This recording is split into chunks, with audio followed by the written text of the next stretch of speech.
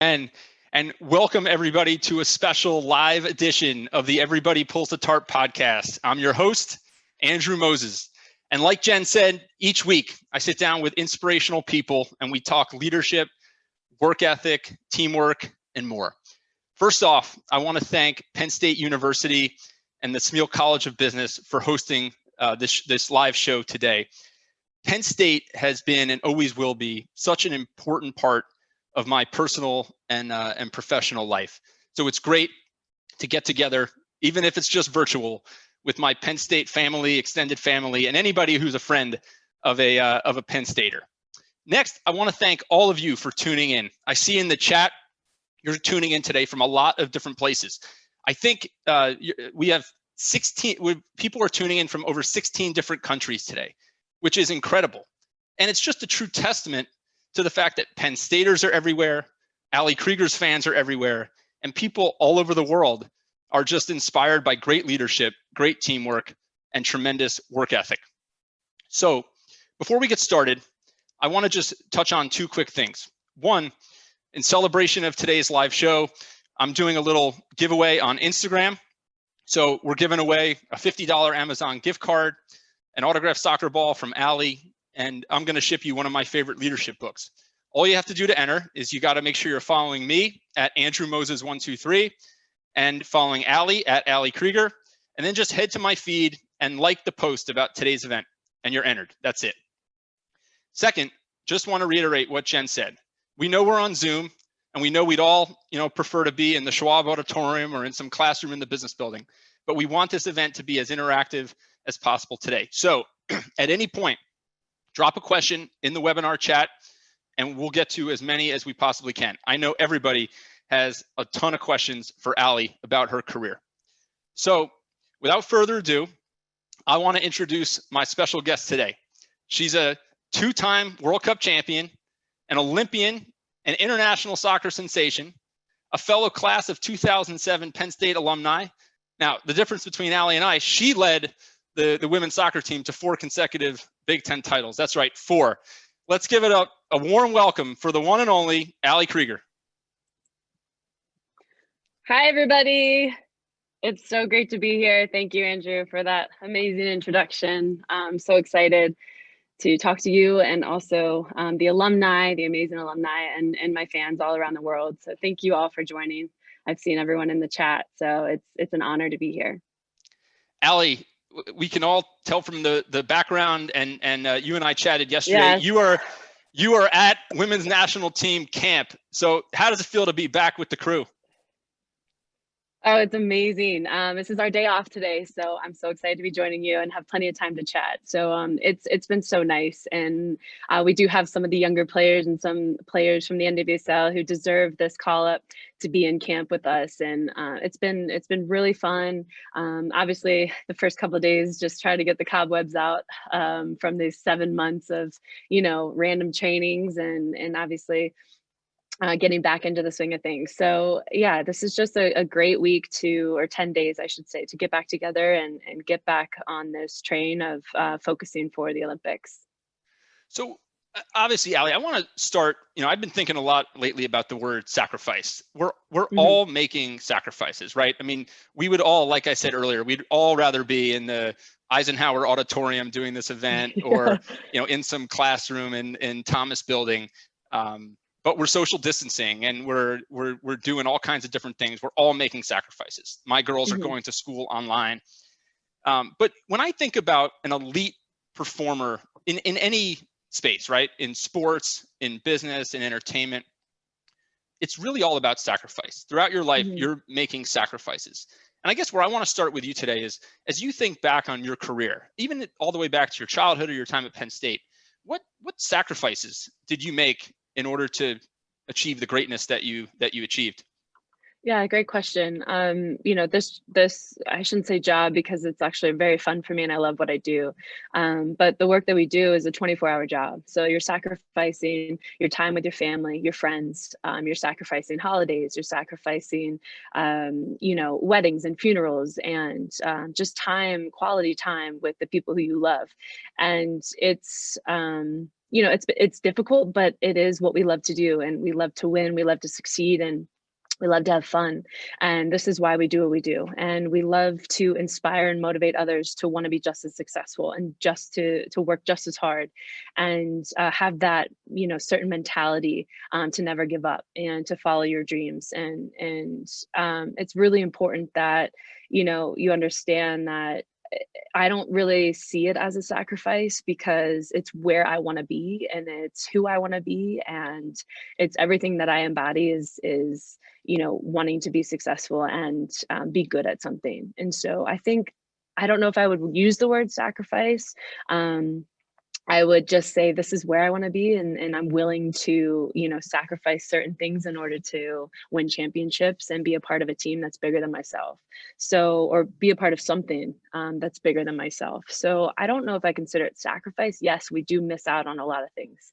And specifically during this time, you've had to navigate other ways to continue to be successful and stay at the highest level. And that goes for anybody in the workplace. That goes for you and for me and anyone else. So yeah, there are sacrifices, but if you choose, this is a choice. And so I choose to be in this position. I choose to play the sport that I absolutely love. And there's also benefits that come with those certain sacrifices.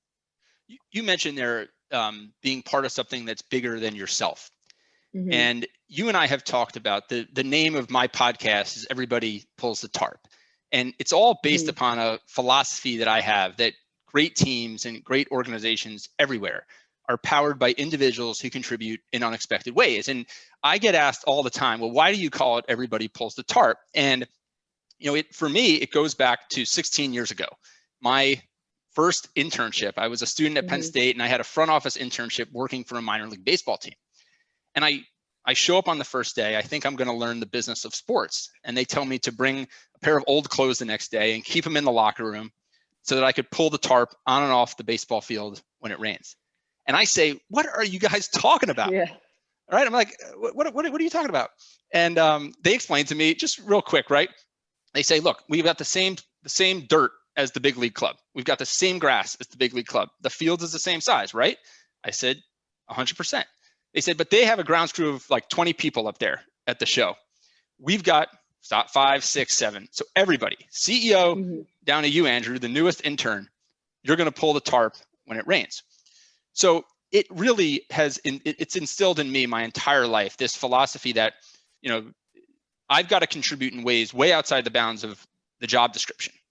And as we get back to your career and think about, your work ethic and your mm-hmm. leadership over the years, are there little things that you've done, or maybe they seemed little at the time, Allie, that mm-hmm. when you think about it, they're small things that have just added up to make a really big difference? Yeah, absolutely. I think going on what you had just mentioned, it's so important that when you're in a team environment, that everyone understands their role, no matter how big or small. And I think that's what makes a team successful, or an environment in the workplace, because you are on a team, heading for the same goal. And I think understanding your role at every single level, whether that's, me not, starting a game, or me starting a game, or, me within being a captain within my family, different aspects of my life that I carry.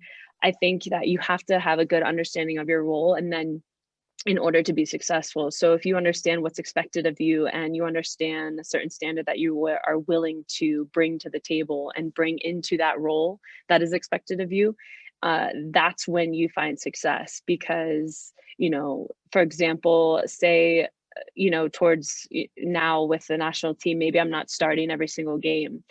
But if I have an understanding of what my job is that day, whether that's just to encourage the players in my position to help them, be successful, and, cheering them on, giving them good feedback, training hard against them, or whatever it may be, that's my role of the day. If I'm chosen to start that day, I have to bring my best and be my best in order to help the team be successful. That's just individually. So kind of having an understanding of what your role is. And for you, that was to pull the tarp that day. And that was your job in order to help the team be successful and help that, team environment be successful. I also believe in that if the staff members are also not pulling their weight, the team won't be successful. So the staff members also have to show up. The coaching staff, the equipment staff, the medical staff and team, like if everyone is doing their job to their best of their ability and understanding their role for that moment, you will be successful.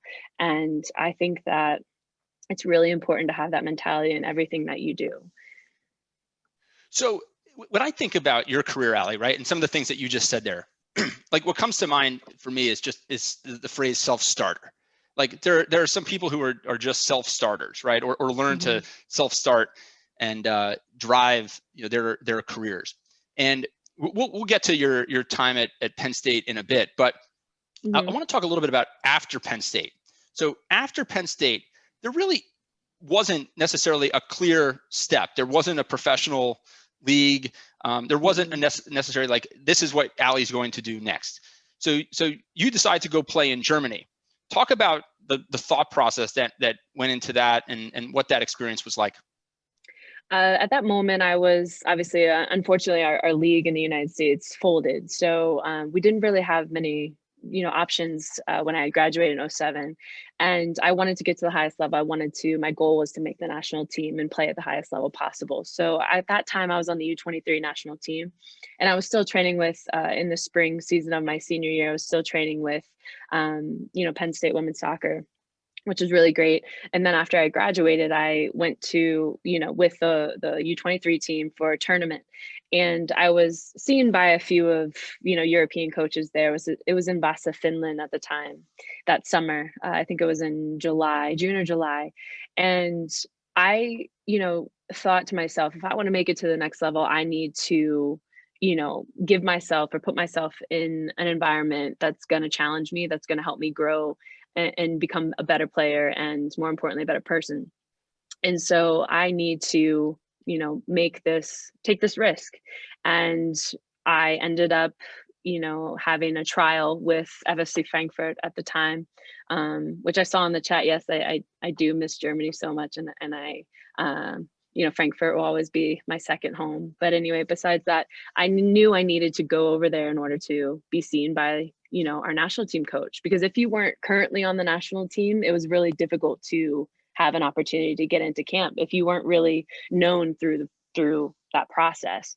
And so at that time, I thought to myself, well, staying home and playing twice a week with my guy friends from high school, playing pickup, every Tuesday, Thursday night, really isn't going to get me to the level I want to be at. So I took the risk of just going on a trial to Frankfurt. And this was one of the best decisions I've ever made for myself in my career. And little did I know at the time that this risk would lead me to my dream job. And I showed up for a trial for 1 week in Germany at the beginning of August, or mid-August, when they had started preseason. And they allowed me to train, and I show up and there's like 7 German national team players on Frankfurt. And I said, oh my God, I had no idea. This is like insane. I can't believe I'm going to be training with Birgit Prinz and Steffi Jones and Nia Kunzer and all these amazing players, and Renata Lingor, and I could go on. But I was so incredibly lucky to be put in that environment. And I trained really hard. I just did the best I could. They asked me to come back a week later and said, hey, we want you to sign for 2 years. And I said, absolutely.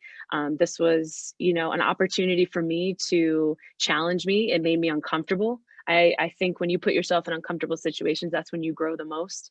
And I decided to do that. And I took that risk. I showed up. I had no idea how to speak German. I had no friends there. I just went on my own and had this experience. Luckily, my agent at the time, was a father figure for me, and his wife, Margareta, and him, Brian Eilert, who supported me, and their daughter, Kim, who I became really close friends with. So I had a family there to help out, which was pretty incredible. And I was really grateful for that. And I just fit right in. I started learning the language. I, played at the highest level, and my football started getting better and better. I brought kind of my American style and meshed it with this European style, this technical, tactical style that's really respected now. and growing in the game. And I meshed the two, and I just kind of did my own thing. We won the treble the first year in 2008 that I was there, which is the German Bundesliga championship, the German Pokal, which is also the German Cup, and the Champions League we won as well in Frankfurt. So it was probably one of the best experiences of my life. I obviously, went through some difficult times because I didn't understand the language. The culture was new. I had no friends. So I needed to, kind of put myself out there and really embrace the culture and the people and the food and the team. And I absolutely loved it. And I stayed for 5.5 years. One of the questions, Ali, that's coming in the chat, you just touched on some of the cultural differences and some of the challenges. But how did you stay so positive during that? People say that Ali Krieger is one of the most positive people on the face of the earth. How did you? I have my days. We all do. How did you stay positive when you were adapting to all those cultural changes? Thanks for the question. Yeah. Thanks for that question. That's great. It is difficult when you're by yourself and over in a new country, new culture. I just took one day at a time, honestly. And luckily I had my second family there to be able to support me, who knew the language and the culture and had lived there. And they really embraced me, and I was a new family member for them. So they encouraged me every single day to just stick with it. And after 3 months, I literally wanted to come home because I was crying after practice. I'll tell you a short story. Like, in the American culture, we're very positive, and that's just naturally how we are. Encouraging on the field. If you miss a shot and it goes out for a throw in, everyone's like, "Nice try! Like, you'll get it next time." When it was like terrible. Well, over there, they're very blunt, they're honest, and you have to have thick skin. And I didn't really have a good understanding of that right when I went over. So I was expecting it to be like more encouraging. But they would turn around, my teammates would be like, "That's not good enough. Like, you need to be better. Like, that's just not going to cut it."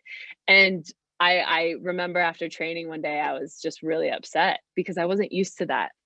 And I just needed to, open my mind a little bit and just take the criticism and learn at age 23 how to apply that to get better every day. And I wanted to prove myself every single day. And I knew that I had that within me. I think it's just a drive that I naturally have to want to be really good. And I'm somewhat of a perfectionist, but in the sport that I love, over there, we've kind of, I think the same. If if you're not good at it, you're not really going to try. And I know how good I can be at this sport, and so I was willing to do anything and everything to get better every single day. And that's kind of how I approached the whole situation, to stay positive. And I taught them a thing or two as well, just with my mentality and with the way I live my life, and how I choose to speak and think. So I think it encouraged them a little bit as well. We shared some really good conversations, and I grew to love it, and I got better every day, and they helped me get to the level I'm at now. So I owe a lot to Frankfurt and the players there and my teammates and friends who I've made, and also to the club and Ziggy, Dietrich, who was someone who gave me an opportunity that led me here. Do you believe, when you look back, that if you don't make that decision right after Penn State to go to Germany, that all this might not have happened the way it happened for you, and you might not be a two-time World Cup champion, and you might not be an Olympian? Do you ever think about that?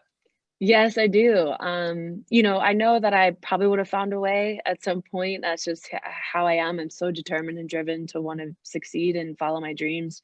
And I believe in myself. I back myself. So I know I would have put myself in a situation where I could be here, but obviously we all kind of take different paths. I was a late bloomer with the national team. I made the national team at 25, 26. Right before the 2011 World Cup. So I was pretty late to the party. A lot of my teammates now, were with the youth programs and, came up through the youth. And I think, people who kind of take different paths, just look at my story and understand that, with determination and drive and if you put your mind to something and you want to continue to get better, you can do it. And I think that just because you're not on the youth national teams doesn't mean you're never gonna make it. And I think you just have to put yourself in situations where you're challenged and you can grow. I put myself in a situation where players were better than I was, and I learned to be better myself, and I just worked that much harder to want to be here. And I train with the best every single day at this level, and you have to perform at your best, and you have to have that mentality that you're going to fight through and survive, because this is a man eat man situation and environment where if you don't show up and you don't have the mentality to be here, that like strength and drive, you're not going to succeed and you're not going to last very long. So I had to kind of grow that thick skin, and I think that's what helped me get here. But yeah, I do think about that, like what kind of path would I have taken? I don't know. I don't really dread too much on it or think too much on it because I'm here now. So it's really difficult to kind of picture myself in any other situation. But that's a great question. I tend not to think about it too often. But yeah, I'm kind of like, wow, if I would have never taken that risk, then would I have been here at my dream job? I don't know. It's just a great reflection on the importance of taking risk, and you truly never know. And if there's nobody better to bet on than yourself. Exactly. I truly believe that, right? And you talked about, you started to talk there about the transition into the women's national team. And I had a few months ago, Christy Pierce-Rampone was on this show, and she told me that, Andrew, the practices on the women's national team are generally harder than the games because we're the best team in the world. Yeah. Do you believe that? Do you agree with that? I do agree with that. It's really difficult. I mean, I'm training with the first and second best team in the world, and that's not something that I'm like, arrogant or cocky to say. I just believe in that. And that's what makes us the best, because we train with such good players every day that you are challenged and you are, influenced and inspired by good players, and there are players here who are better than I am. And that's what I love about being here, is because I can learn so much, I can grow, and I get better every time I step out on the field. And I'm humble enough to say that, and I feel that it's true. I know it might seem arrogant, but that's why we continue to be the best, because we have a plethora of players who are challenging each other and fighting until our 5v5 matches or training sessions when we play 8v8 or 11v11 inter squad scrimmages are probably some of the best games that we play. And it's really fun to be a part of, and it's fun to watch, and it's inspiring to just kind of be in that moment and see how grateful we are to have such great players to train with. We're getting some questions here about your time at Penn State. So you 4 Big Ten titles, right? And there's some injuries and obviously some health scares and things which we'll get into. But when you think about Germany, obviously a huge impact on your career. What about people want to know? What about your time at Penn State? That's when I turned professional, really. I had this, obviously Penn State we represent this incredible mentality, this blue collar mentality that you can't, replicate anywhere else, really. Maybe possibly at the national team, but at Penn State, that's where I gained that experience of, rolling my sleeves up and really getting after things and wanting to be a professional and continue my career, and having a good understanding of, wow, like this can be something, this is something that I can actually pursue after school. This is something that I'm driven to do, and I'm born to do. And I had a better understanding of what winning means, and that's both on and off the field, in school and in sport. I always say this, I really learned how to be the best student athlete. Student comes before athlete. And that's because we were definitely encouraged and motivated to want to be the most successful team academically as well as on the field. And I think when those two kind of collided for me and really meshed well, I became a professional. and I understood, I started to develop and understand the game a lot more. And I really enjoyed that winning experience. And that's, I think, what set me up for the next level, to take my professional career into Germany. And that's what set me up for success there and then here. So I had a great foundation, a great college experience. I had great people around me, including the coaching staff and the athletic director, who supported us through and through. And it was just a really good environment to become a professional. So now somebody wants to know, were you more of a college pizza person or a Canyon pizza person? Well, I was living more so on 432 West College Ave, so it was more of a college pizza person. I was more of a college But we pizza would person dip too. in. Yeah, we would dip into the bigger slices.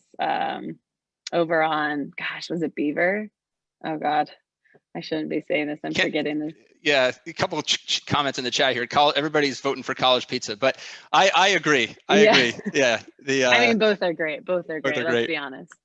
But depends on the night you had, I think. I think so. I think Canyon right now would be great for social distancing. It's very open air. You know, they'd be very, very effective right now. But you know, going back to what you were talking about and how Penn State prepared you. I mean, I think about that all the time when I reflect on my experience at Penn State. I had a ton of fun. I made great friends. But when I think about my career and any, you know, fraction of success that I've had, right, I attribute a lot of it to the experience at Penn State, because Penn State prepared me for what was to come. I mean, in any room, you know, I'll tell you, right? I mean, just like you said, I mean, in any room, I'm not going to be the smartest guy. You know, I'm definitely not the most athletic guy, you know, but nobody's going to outwork me. And, you know, nobody's going to out prepare me. And, you know, I think Penn State, I mean, obviously a lot of that is, you know, I have great parents and a great upbringing and a good high school experience and a good support network around me, but great mentors. But Penn State, to me, taught me how to be a professional in whatever it is I was going to do. And I guess when you think about, you know, getting to the women's national team and getting into that kind of like that orbit where it's just incredibly intense. Yeah. Did that Penn State experience made a difference? Absolutely. I was so prepared, just like you said. That's such a great word to describe it.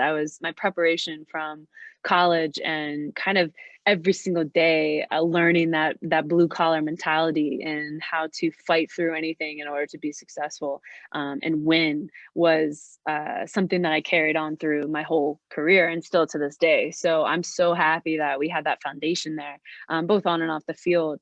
How to be, you know, disciplined in school and get good grades and make the dean's list, and then you know, translate that onto the field and apply, you know, that professionalism into the games and that understanding and development into the games, and then moving on to, you know, professional career. And now I feel like I have a specific standard that I need to, you know, set for myself every single day and try to achieve. And that is something that I don't really, you know, take for granted, and I don't lower that for anyone. And I try to get, you know, my teammates both with Orlando and players here to meet that standard. And I set that very high, and I think that's what I have learned from Penn State. So yes, I can credit a lot of that development and where I am now to school and what they've given me, that platform. One of the things that, you know, that sometimes has been a challenge for me in my life or in my career is, you know, I do everything 150%. And if I see people around me on my team, or, you know, we're working on a project together or some initiative, and they're not giving 100%, and you can tell they're not giving 100%. Yeah, it frustrates me. So now, when you encounter folks that are giving less than maybe you think they should be giving, how do you navigate that?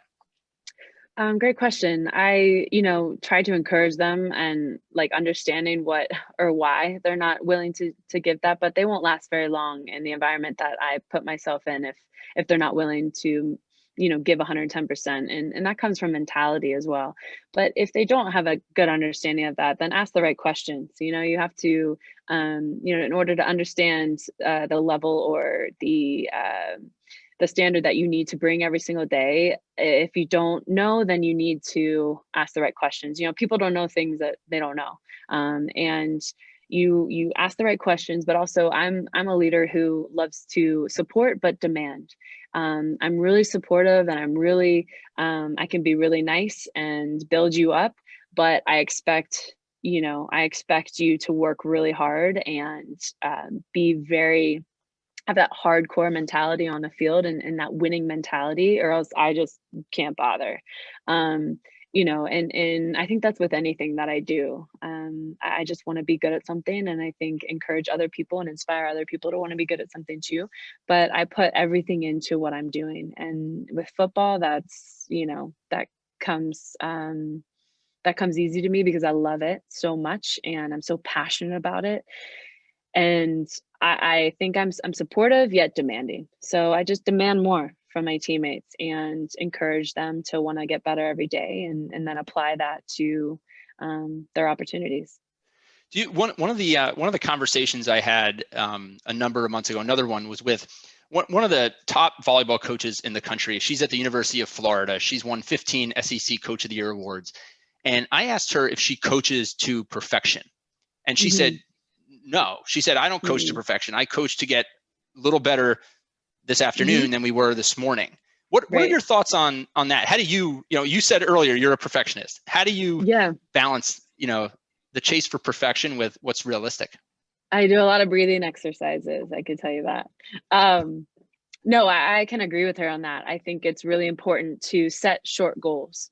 And I think that I learned that through one of my injuries when I tore my ACL, setting small goals for myself, because I know, you have long-term goals and you have short-term goals, but even shorter term goals. So like daily goals turns into weekly goals, and that turns into monthly goals, into yearly goals. So then I think setting small goals every day. Okay, what can I do to get better than where I was yesterday, and try not to make the same mistake twice in one day or in one session. So it's a learning process, and you have to have some grace with yourself. I know I'm a perfectionist in some things, but I do give myself grace, and I understand in certain situations, we're all human. And so at the end of the day, you have to just set these small goals and continue to work off of that. And then daily goals turn into weekly goals, just like I said. And I think that's how I go about everything. And not to rush anything. Everything is a process, and everything takes time, that are good things. And so I think people need to understand that you're human. And if you can kind of just set small goals for yourself and achieve those and feel good, and then move on to the next goal, then that's a great achievement for that day or that week or month. You talked about, you referenced injuries there a little bit, and you've had a few throughout your career. I know in 2005, you had the broken leg, and then obviously, we've all read the story about the pulmonary embolism that nearly took your life, if it wasn't for some good fortune in getting to the hospital. Yeah. How did those experiences, right? Those experiences and coming back from those, do you think that kind of added to the skin thickening that you talked about that happened in Germany, or? Yeah, absolutely. Great question. I do think going through those experiences is, it's life is hard, and we go through things that, are unexpected, and you have challenges and multiple obstacles through life. And I always say, you can't actually, my brother had said this a long time ago, and I've just kind of carried it on with me, that you can't go around, challenges or obstacles, or go over them or under them. You have to go through them. And I take that with me through a lot of, experiences in my life, and, different challenges that I have. And I think it really helps. I learn a lot about myself through those processes. So I'm like, bring it on. Life as we know it is hard, and it's worth living, and through everything. And if you feel those feelings, then you understand you're human. And I think that it's nice to feel, sad or happy or different emotions, because that means I'm alive. And going through those injuries has really changed my perspective on how I go through my life and my career. And once again, going back to setting those goals, I think it's really important that, not everything in your career is going to be perfect. You're going to have these obstacles, but how you go through that process, feel that process, challenge yourself every day to get better through that process, and then come out on the other end a better person or better player, which I, was grateful that it happened to me. I was both a better player and a better person going through that. So I encourage people to just feel through those emotions and feel through those injuries, and really just keep setting certain goals every day to get better, whether that's doing 12 leg lifts more than just 10 from the day before. I mean, as simple as that. It's just progress, and you have to give yourself some grace, and you have to back yourself and understand that you will get back to where you want to be. You just have to continue to be motivated and put yourself in situations with the medical staff, with surrounding yourself with good people, positive people who will support you through it.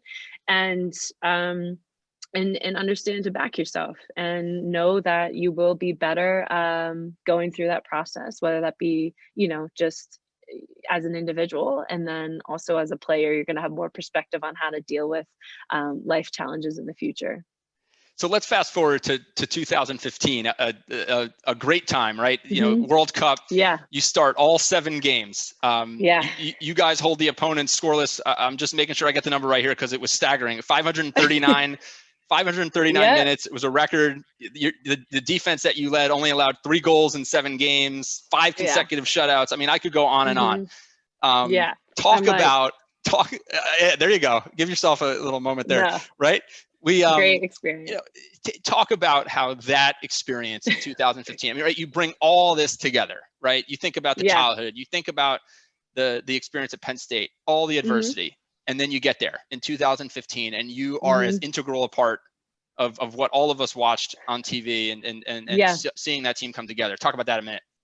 It was incredible to also just, I want to say this first and foremost, the supporters and the fans around the world, and, our friends and family who basically carried us through that experience were so incredible. And I am so grateful for that. You guys were amazing, and were our 12th man, or I should say 24th man on the field. And that was such a cool experience to see the country come together and watch the sport that we love so much. And also for the fans and supporters who maybe they've played, football, and they've grown up with it and loved it just as much as we did. And that passion, we really felt it, and it motivated us to want to win and continue to tackle and score and run and just be good and perform. And so I just want to say thanks to the fans.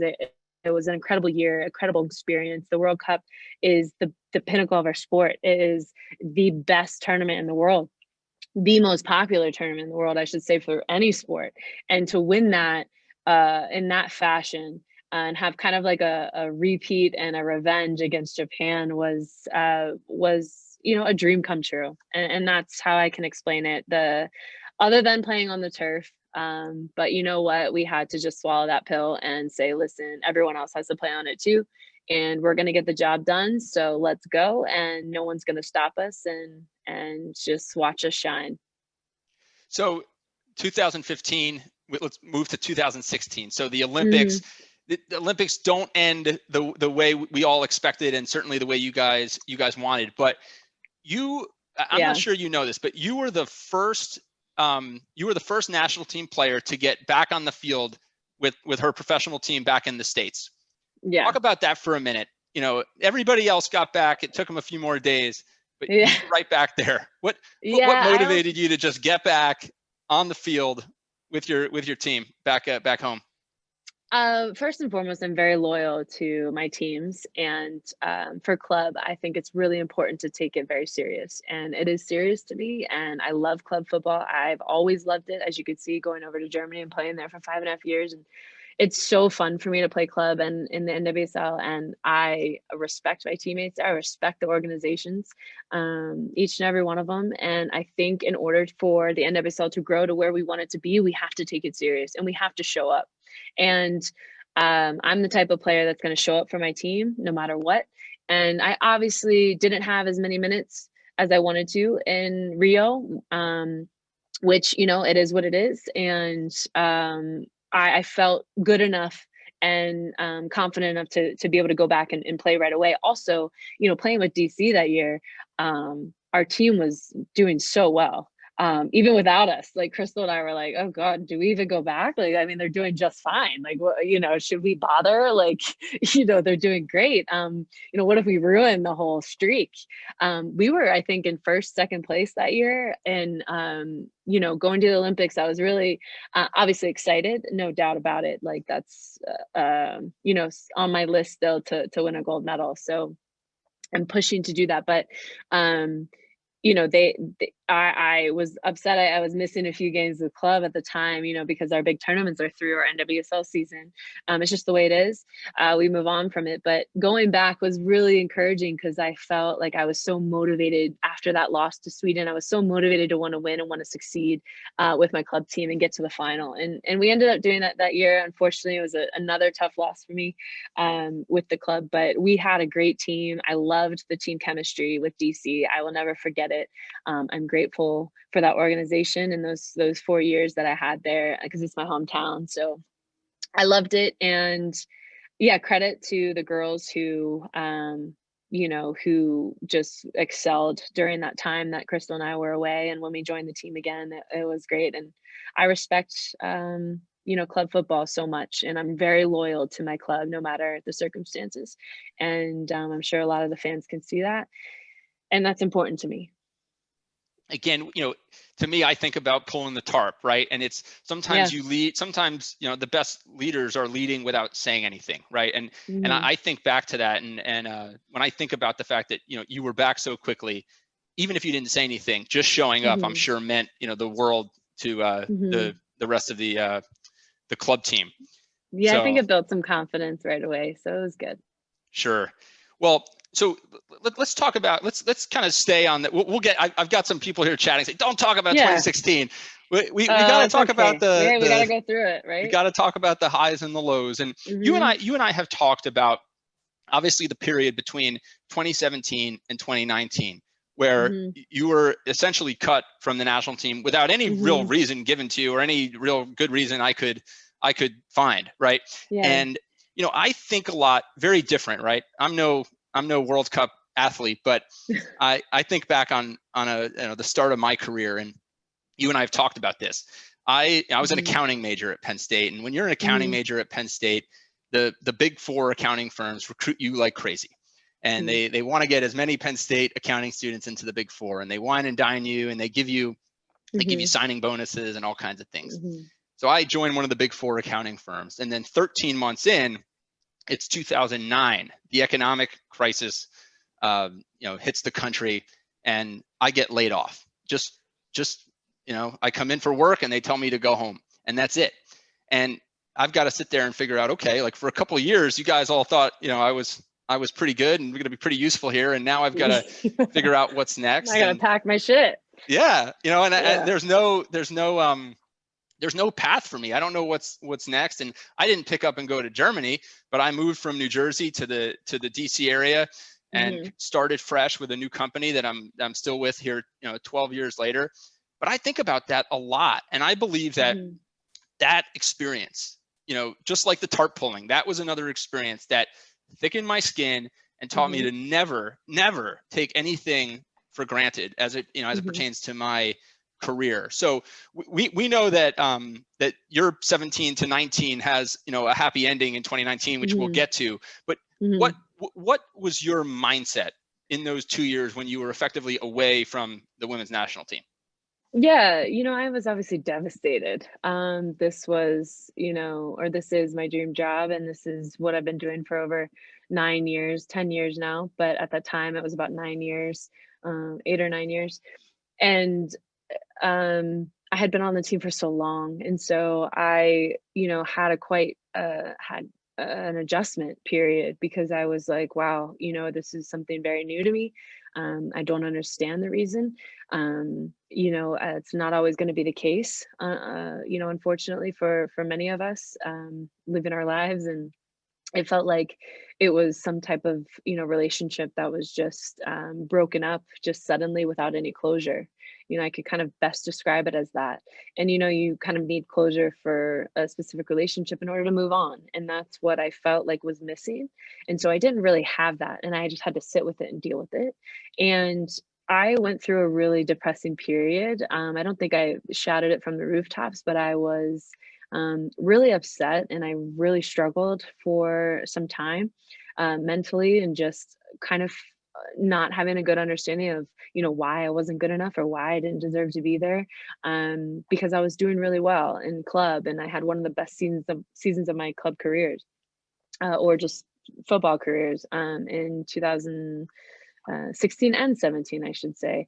And so I felt a little bit confused at the situation, and I didn't have good understanding. So I went through that period of time first, and then I moved into a period of, listen, F this, like, I know I'm good. I know I'm good enough to be where I want to be, and I know that I can prove why I deserve to be there. And I'm going to continue to be the Allie Krieger that I know and love, and that I know can achieve success. And I will do that with my club team. It's not like I'm a certain Allie when I'm with the national team, and I'm another Allie with my club team. I'm a consistent Allie through and through, and I will be that, and I will continue to be that. And we got to the semifinals of the NWSL that year in 2017, which made me really happy, because and I was one of the top 5 defenders that year in the league. And I was so happy and proud of myself to kind of fight through that experience and keep my mental state. Even though I did struggle at the beginning, I kind of put that into like a controlled, I don't know, maybe just like a controlled ball. And I just applied it to my game, and I put myself on a schedule. I'm sure the fans have already heard a lot of the story, so I won't get too much into it. But I just trained every single day. I tried to get better every day, and I tried to improve on things that I thought maybe I needed to improve, and that my club coaches helped me with as well, and kind of getting feedback from them, because I didn't really have a good understanding from our former national team coach of the reasons why I was no longer in this situation. So that was tough. But anyway, I kept my cool, and I put all of that energy into a controlled ball, and applied it to my game, and just moved on with things that I wanted to always achieve and accomplish with AKFC, with my camps and clinics, and then also getting my coaching license, with some of the NWSL players, which was an amazing experience. So I was really happy, and I could see my family and friends more, and I could do some things that took my mind off of it. And then mentally, I was in a better place towards the end when she called me back. And then we know not only did she call you back, but the second half of the finals, they needed you, and you run onto the field. And I remember saying to everybody, "This girl's a Penn Stater. We got this. Start dusting off the trophy." Right. And you guys win the World Cup again, and it's number 2 for you. It's just a fabulous story. So yeah, it was great. I was the last one to touch the ball in the tournament, and that was just came full circle for me. And I was so happy for the team, and just everything that we've achieved in our different stories. A lot of my teammates have been through a lot of shit, I can say, excuse my language, but we've all been through some really tough times. And my story is only one of many stories at this level. And you have to have the mentality to stay at this level and to want to continue to be at this level to achieve success. And you will do anything in your power to do that. And so I think I'm just proud of all of my teammates in different moments of their careers to continue to fight and be out on top. So we're getting near the end here. One question that just came in: how do you stay calm under pressure? People want to know how do you stay calm when the pressure's on? Good question. I love that question, because it is exciting when you get out and you see all the fans, and there's, thousands of fans, watching you and inspired by you and motivated by you and what you're doing to perform at your best, and just watching what you love to do. It's a really cool experience, and you do get nervous because you want to be the best. You don't want to make mistakes. Yes, you're allowed to make mistakes, and it's okay if you do. You just get right back up. You definitely don't make more than one mistake in 10 different situations, and so that's a plus. But it's hard not to get nervous or I guess anxious before games and things like that. But if you back yourself, if you know that you trust yourself and you trust the people around you to do the right thing and to help you look good, that's how you stay calm.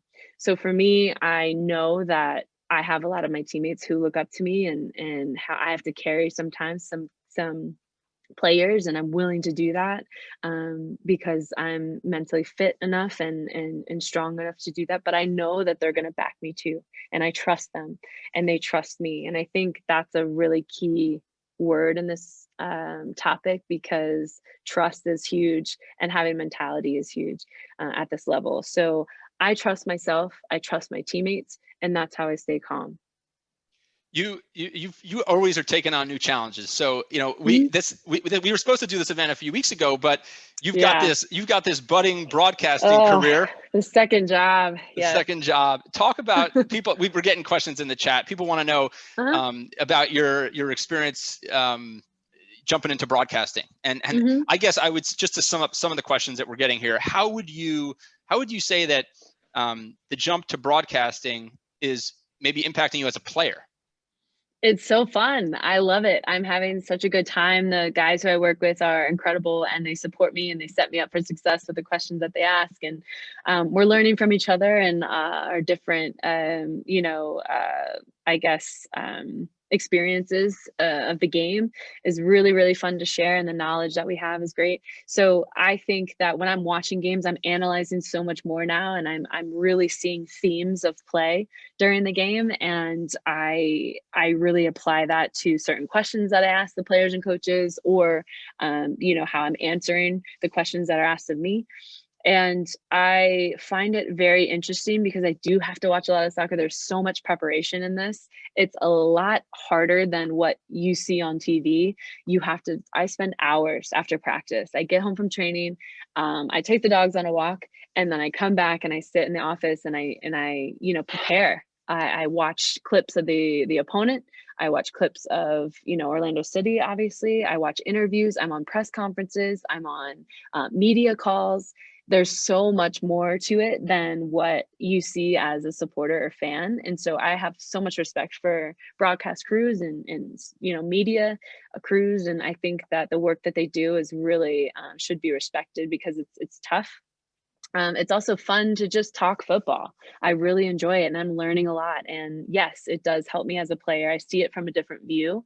And during my coaching course too, I could say I now, see soccer, football on a different view as well now as a coach, and kind of taking my player hat off and putting my coach's hat on. And now I'm putting my broadcasting and sideline reporting, analyzing hat on, and taking my player hat off. So it's really good to apply all of those into one, to be a complete player and also a complete analyst and coach, hopefully in the future. So it's really fun for me. It's good to kind of take my mind off of things right now. I know maybe with other people who are watching, you're taking up other hobbies or jobs just to get your mind off of what's actually going on in the middle of this pandemic. And I think it's been really good for me and mentally healthy for me to do so. So last question, and then we'll wrap up and pass it back to Jen. Yeah. For Allie, before we get to the last question, it's been such a privilege to chat with you and talk Andrew, through all this. Thank you.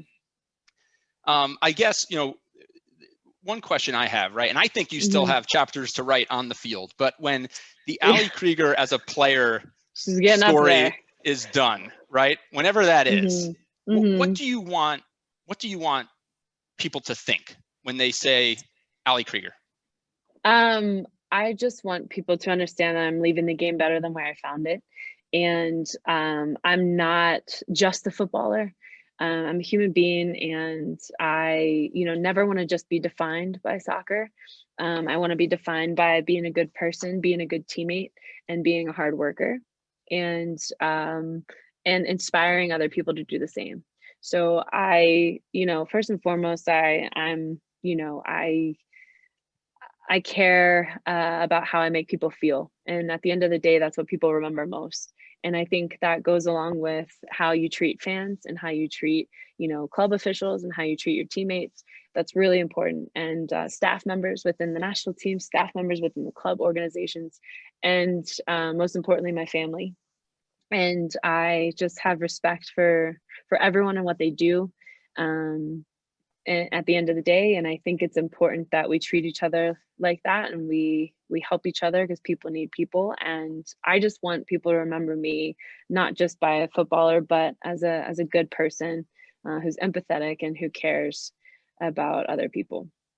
Allie, you're well on your way to that legacy. That's for sure. It's been such a pleasure. If anybody wants to listen back to this conversation, it's going to be on the Everybody Pulls the Tarp podcast, on Apple Podcasts, Spotify, wherever you stream your podcasts. You'll be able to get clips in the next couple of days at Andrew Moses 123 on Instagram. Jen, thank you again for hosting. It's been a great treat to facilitate this conversation and sit down with Allie today. Absolutely. Wow. What an inspirational hour. Thank you so much, Allie and Andrew. You make Penn Staters around the world proud. That was so wonderful. Thank you for all of your insights, Allie. Thank you so much for taking the time to be here. You clearly, watching the chat, have many fans out there, both from Penn State and from all the other places that you've traveled. So I know I saw a bunch, and I just wanted to say, not to cut you off, I'm sorry, but before I go, I just wanted to say thank you so much for all the supporters and Penn State alumni. I love you guys. You mean a lot to me and inspire me to continue to do what I do. And I know we will get through this together, this pandemic, but keep pushing. And I know we're all human at the end of the day, so give yourself some grace and try something new during this time. Something that will inspire you to be better. That's what I just want to leave you with. And I saw Jen Green too for 2007 lacrosse at Penn State. She was giving us a shout out on the chat. So I wanted to say hi to her as well. Excellent. Yeah, I think we had a lot of old friends and new friends. I didn't see everyone, but so. Yeah. That's wonderful. Well, again, thank you so much, Allie, for your time. We know you're super busy with all of your different roles, and thank you for spending the hour with us. And Andrew, thank you so much for putting this together. What you're building is so great, and this was just wonderful for Penn Staters everywhere and for fans. So thank you all for your attendance. Thank you for joining us today. We really hope you enjoyed it, and thank you so much again, Allie and Andrew. Thank you. Have a great day, everyone. Thanks, Andrew. Thank you.